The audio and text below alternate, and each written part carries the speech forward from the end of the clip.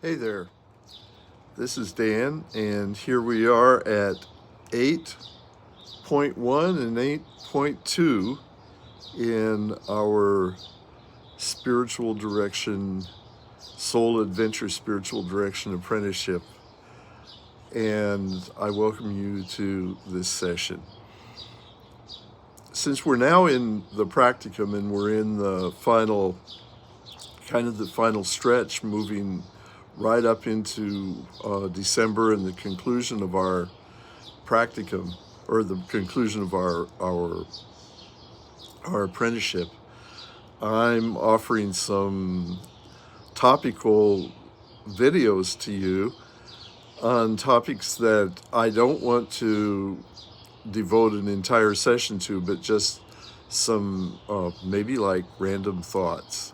Here I am. Look, it's still summer in August, and I'm on my beautiful porch here on Tecumseh Street. You can see a little bit of where we're at. Those of you who have been here will recognize this and also the porch. Anyway, welcome to my home and to my porch on this beautiful afternoon. The topic that I want to talk about is contemplative practice in our sessions. And I'm going to begin by just telling you how I was trained.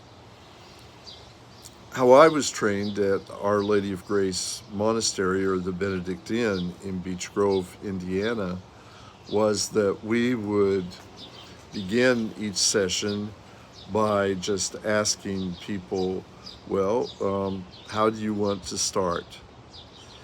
And as time went on, I became a little dissatisfied with this.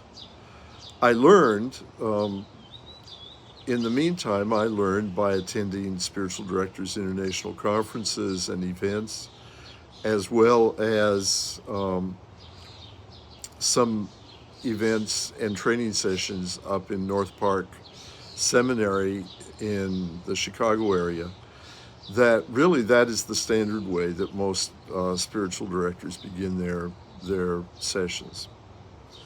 But I came to believe that we need a different perspective. And so I always begin by having, it's a little too windy so I can't light it, but I always begin by having a really good candle. If you ever want to know who I buy my candles from, I'll be glad to tell you. I order them through Amazon, and I have the best candles. They last a long time. Anyway, here is my candle on a windy day. And then I have also my Tibetan singing bowl. And the Tibetan singing bowl I got at the Museum of Natural History years ago in Chicago, and they have huge ones. I mean, as huge ones, big ones like this, but they have little tiny ones like this. I didn't want a big one, but I didn't want a little one, so I landed on this after trying over an hour all of the different singing bowls they had. And I think they were glad when I left the store. Anyway, I begin with a few taps on the singing bowl. I don't try to play the singing bowl, but you could do that if that's something you enjoy doing. As you move around the bowl's rim, there's a kind of a singing that happens. Why do I do this? I do it because I think that people come into spiritual direction from the world and from their many busy lives. Almost all of them are busy. Most of the people I see are still working or are very engaged, retired people in a lot of different activities. And this tap on the bowl kind of signals that we're in a different world now.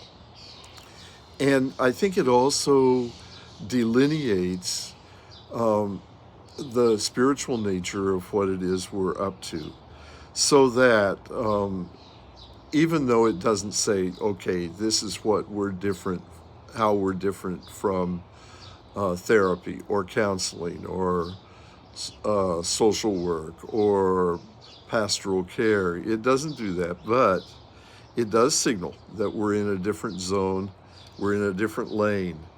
And I think that in itself has value. Another thing I like is that it gives people a chance to center a little bit and get grounded before they walk into their session. So if they've been thinking, well, maybe this or maybe that I'll talk about, if they want, it gives them a little bit of time to just get grounded and feel comfortable and do a final check-in in silence with that possible theme. At least it gives them a chance to get grounded after trying to get over here on the interstate or through blocked rush hour traffic. So that's that is really the rationale I use. The complaint that I've gotten from other spiritual directors who don't quite see it the way I do is that this takes away from the ownership of the session by the client. And I think that to some extent, yes, that is true. I am imposing this. It really is the only thing I actually just impose. But I've also heard my clients say, well, you impose it, you have ever since the first session. They say, I don't know any other way.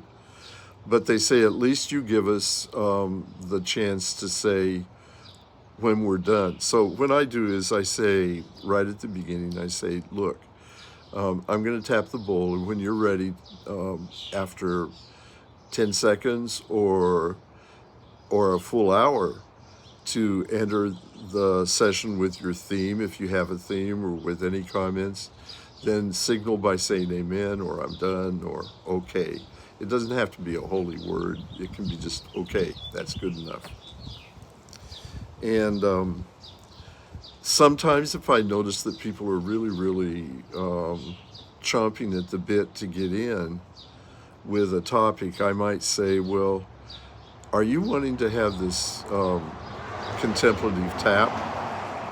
And sometimes they'll say, no, I'm already wanting to get moving with it. And I'll say, okay, well, this time let's put that aside. But most of the time, I try to do the contemplative tap.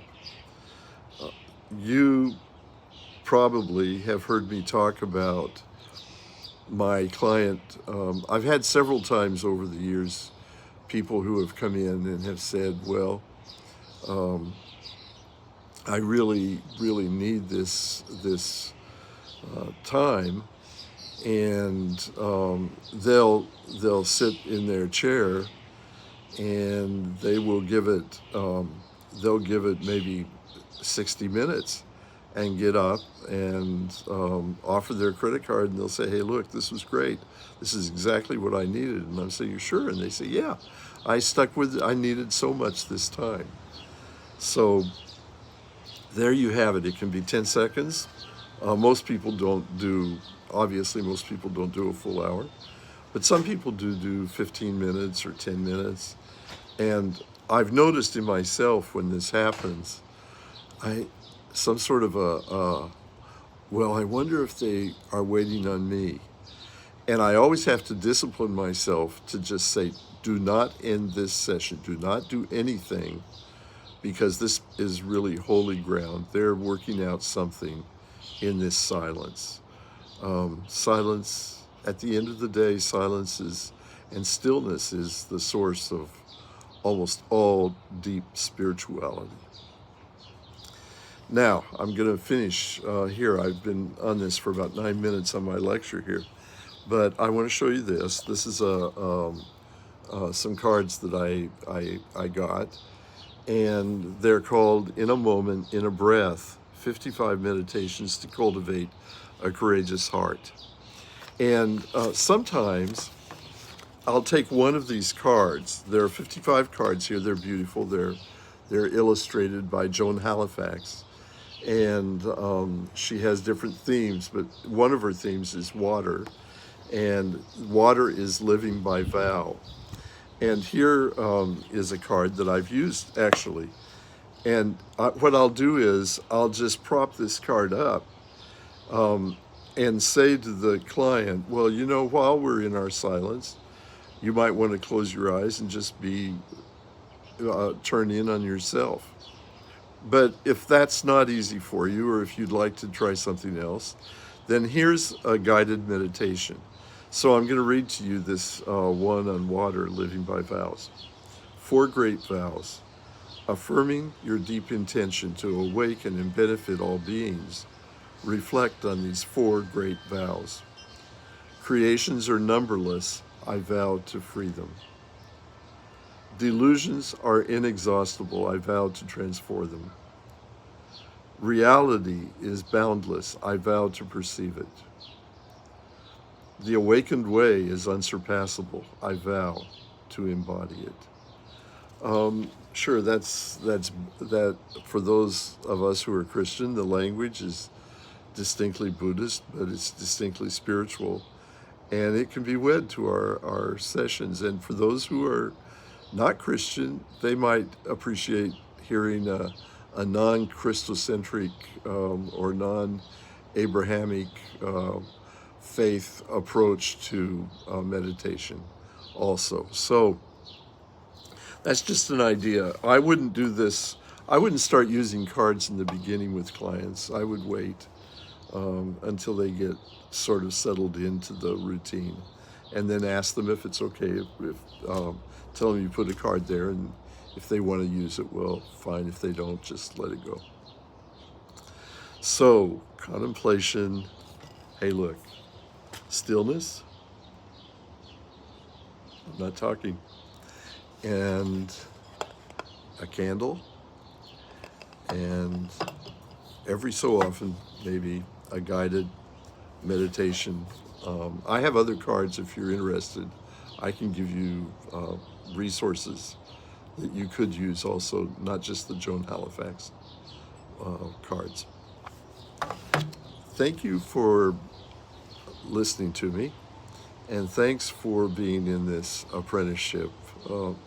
It's a fabulous cohort